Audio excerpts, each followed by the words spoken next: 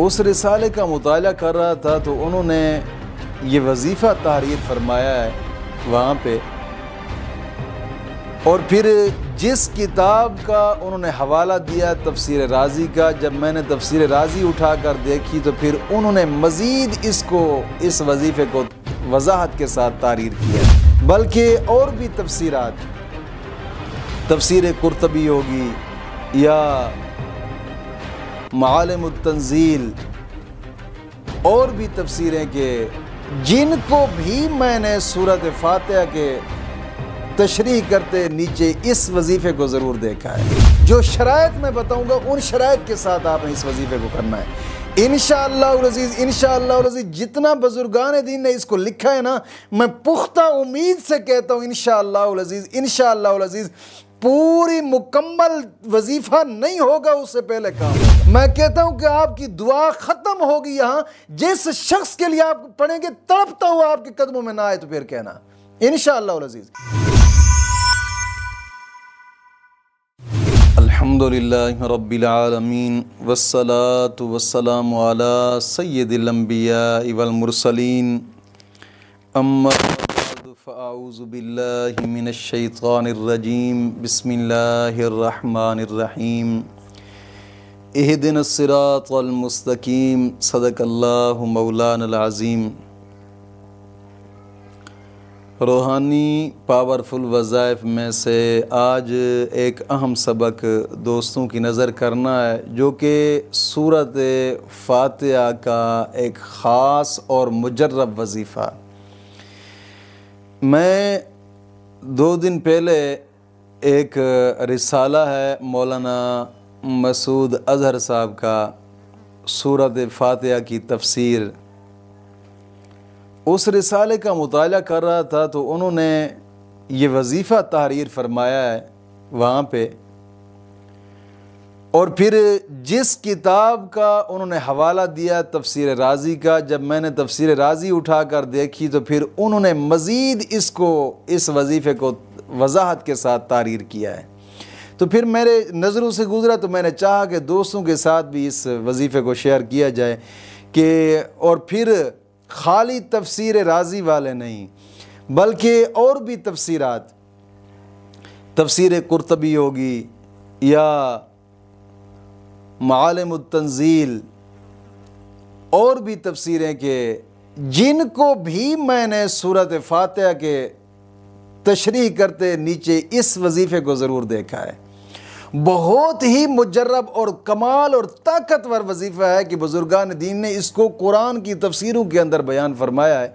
लेकिन दोस्तों से गुजारिश करूँगा कि इस वजीफ़े को एक तो जायज़ मकसद के लिए करें, और दूसरा जो शराइत मैं बताऊंगा उन शराइत के साथ आपने इस वजीफ़े को करना है इंशाअल्लाहुल अज़ीज़। इंशाअल्लाहुल अज़ीज़ जितना बुजुर्गान दीन ने इसको लिखा है ना, मैं पुख्ता उम्मीद से कहता हूँ इंशाअल्लाहुल अज़ीज़, इंशाअल्लाहुल अज़ीज़ पूरी मुकम्मल वजीफ़ा नहीं होगा उससे पहले काम होगा इंशाअल्लाहुल अज़ीज़। सबसे पहली शर्त यह है कि नमाज की पाबंदी करनी है। दोस्तों, जब बग़ैर शराइत के आप कोई भी वजीफ़ा करते हैं, कोई भी वजीफ़ा करते हैं, तो ज़ाहिरी बात है कि रज्जत का मामला बन जाता है। रज्जत होती ही ऐसे ही है कि आपने वजीफ़ा करते करते छोड़ दिया, या फिर किसी ऐसे आदमी का वजीफ़ा कर डाला कि जो ख़ुद कामिल नहीं है, या फिर ऐसे यूट्यूब से या गूगल से वज़ाइफ उठा के कर डाले तो फिर रज्जत हो जाती है, या करते करते छोड़ दिया रज्जत हो गई। और जब रज्जत हो गई फिर उसके बाद आप लाखों वजीफ़े करते रहें, कोई भी वजीफ़ा असर नहीं करता। फिर लोग कहेंगे कि यार ये हमने यूट्यूब के वजीफ़े तो ये तो फेक वजीफ़े नहीं। अल्हम्दुलिल्लाह तहफ़्फ़ुज़ इस्लाम ब्रॉडकास्ट ये वो चैनल है जिसने लाखों लोगों की ज़िंदगियों को बदल के रख दिया है। अल्हम्दुलिल्लाह कोशिश फरमाएं इन शराइत के साथ आप इस वजीफ़े को करें जो शराइत में बता रहा हूँ। सबसे पहली शर्त यह है कि नमाज की पाबंदी करें। दोस्तों, नमाज की पाबंदी लाजमी किया करें। एक हदीस पाक में मेरी नज़रों से गुजरा है, हज़रत ईसा अलैहिस्सलाम जा रहे थे कहीं सफ़र पे, आप एक वादी से गुज़रे तो देखा तो उस वादी के अंदर बहुत खूबसूरत बगीचे थे, बाग थे, सरसब्ज़ जनाब अली माहौल था। देखा तो बड़े खुश हुए, गुजर गए। जब चंद दिन बाद उस सफ़र से वापसी हुई ना, फिर आपने उसी जब वादी से गुजरने लगे, देखा तो वो बाग बिल्कुल जलकर राख हो गया था, खुश्क हो गया था। तो फिर हज़रत ईसा अलैहिस्सलाम रब के पैगंबर थे, रब की बारगाह में अर्ज़ की, मौला ये क्या मामला हो सकता है कि 4 दिन तो नहीं गुजरे, मैं गुजरा तो बहुत ही खूबसूरत बाग था और जब वापस आया तो ये जल चुका है, सड़ गया है।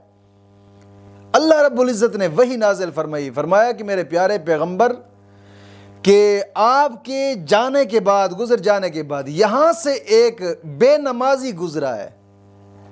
ये जो इस बाग को लगने वाला पानी था ना, जिस खाल से गुजर रहा था, उस पानी से इस शख्स ने चुल्लू पानी का लिया और कुल्ली की और मुंह के अंदर लेकर फिर पानी उसी पानी के अंदर डाल दिया और वो पानी जिस बाग को लगता गया वो सड़ सूख गया, इसकी बेनमाजी होने की नहूसत की वजह से। दोस्तों, गुजारिश करने का मकसद यह है कि ईसा अलैहिस्सलाम पैगंबर की उम्मत का जनाब अली वो बेनमाजी हो, उसकी ये नहूसत है कि वो पानी कुल्ली करके पानी के अंदर डाले और पानी वो बाग को लगे और बाग उजड़ जाए। और ये उम्मत तो उन उम्मतों से भी आला है, हमारे नबी तो तमाम नबियों से आला है, हमारी इबादतें तो तमाम इबादतों से आला है।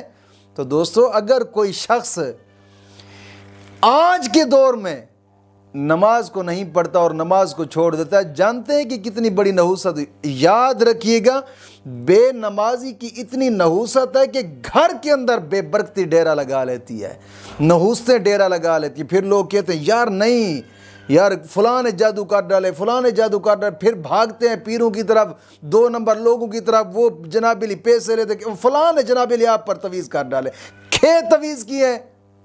ये जनाब नहूस से तो वही अपनी है जो अपने कांधों पे आपने उठाई हुई है। क्यों ना हो कि नमाज के चिरागों से अपने घरों को रोशन किया जाए। कोशिश फरमाएं, नमाज की पाबंदी लाजमी करें और हर नमाज के बाद 11 मरतबा कलमा तय्यबा और 11 मरतबा दुरूद पाक, ये शर्त ज़रूरी है। दूसरी शर्त यह है कि अपने तमाम गुनाहों से तौबा और आइंदा गुनाह न करने का एक पुख्ता आज़म करना।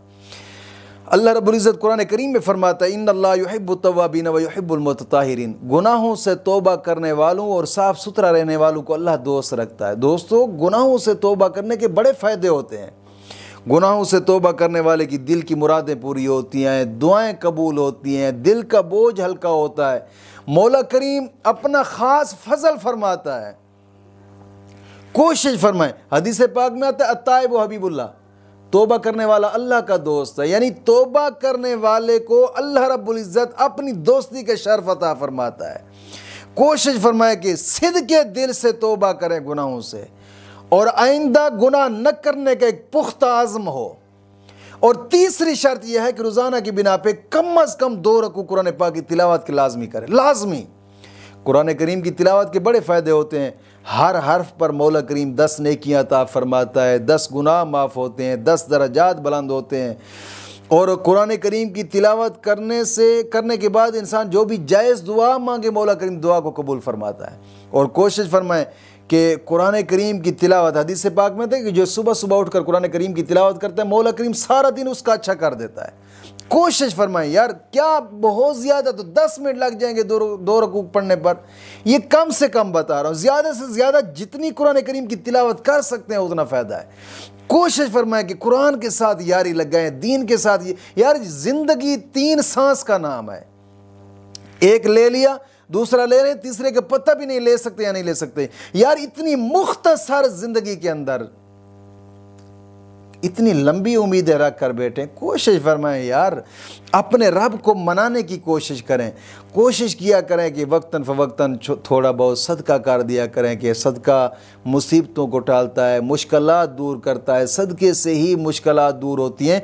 और ये नेकी के काम जो मैं शराइत बताता हूँ, अपने रब को राज़ी करने के लिए करें। ये सिर्फ दुनिया को हासिल करने के लिए मत करें कि मैं फ़लाँ वजीफ़ा कर रहा हूँ जनाब अली तो इसलिए नमाज पढ़ो ना, वो नमाज भी अपने रब की बारगाह में कबूल नहीं होगी। कोशिश करें कि अपने रब को राज़ी करने के लिए ये नेकी के काम करें। और फिर जब आप वजीफ़ा करेंगे तो इंशाअल्लाहुल अज़ीज़, इंशाअल्लाहुल अज़ीज़, इंशाअल्लाहुल अज़ीज़, मुझे रब की बारगाह में पुख्ता उम्मीद है कि कभी आपको नाकामी नहीं होगी। इन शराइतों पर अमल करके आप इस वजीफ़े को करें और इन्हीं शराइत के साथ करें। इंशाअल्लाह मैं गारंटी से कहता हूँ ये 5 दिन का वजीफ़ा है, 5 दिन पूरे नहीं होंगे उससे पहले आपका काम होगा इंशाअल्लाह। कोशिश करें कि इन शराइत के साथ करें। और वजीफ़े को करने का तरीक़ाकार क्या है, ये तफसील के अंदर तफसीर राज़ी वाले ने लिखा है और मैं उस तफसील से ही आपको बताता हूँ कि अगर इस सूरत फातिहा को फज्र की सुन्नतों और फ़र्ज़ों के दरमियान में 41 मरतबा आप पढ़ लें, जिस मकसद के लिए पढ़ेंगे कामयाबी हासिल होगी। अगर आपकी शादी में रुकावट है, पसंद की शादी करना चाहते हैं या किसी रूठे हुए को आप मनाना चाहते हैं, और याद रखिए कि मोहब्बत के लिए तो ख़ास और कड़ाकेदार वजीफ़ा है। और फिर अगर आप किसी को मनाने के लिए करते हैं तो इस सूरत फातिहा को पढ़ने का तरीक़ाकार फिर ये होगा कि सबसे पहले 2 रकात नमाज नफिल पढ़ें, 2 रकात नमाज नफिल हाजात पढ़कर अव्वल आखिर 11-11 मरतबा दुरूद पाक पढ़ें और फिर 100 मरतबा सूरत फातिहा को पढ़ें। 100 मरतबा सूरत फातिहा पढ़कर फिर गिड़ गिड़ा कर अपने रब की बारगाह में दुआ करें। मैं कहता हूं कि आपकी दुआ ख़त्म होगी यहाँ। जिस शख्स के लिए आप पढ़ेंगे तड़पता हुआ आपके कदमों में ना आए तो फिर कहना इंशाअल्लाह अज़ीज़। और दूसरा, अगर आप उसको खिला पिला सकते हैं तो फिर तीसरा तरीका ये है पढ़ने का, तीसरा तरीका ये होगा कि अव्वल आखिर 11-11 मरतबा दुरूद पाक, फिर सूरत फातिहा को 313 मरतबा किसी भी मीठी चीज़ पर पढ़कर दम करके उस शख्स को खिला दें। इंशाअल्लाह उसके दिल, दिमाग, ज़मीर पर आपकी मोहब्बत होगी।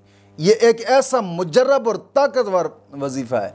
और इस वजीफ़े को इन सूरतों में जिस हाल में पढ़ेंगे, जिस चीज़ के लिए पढ़ेंगे, इंशाअल्लाह अज़ीज़ कामयाबी हासिल होगी, बशर्ते कि करें उन शराइत के साथ। फिर इंशाअल्लाह आप एक करिश्मा देखेंगे जो आपकी आंखों के सामने गुजरेगा इंशाअल्लाह अज़ीज़।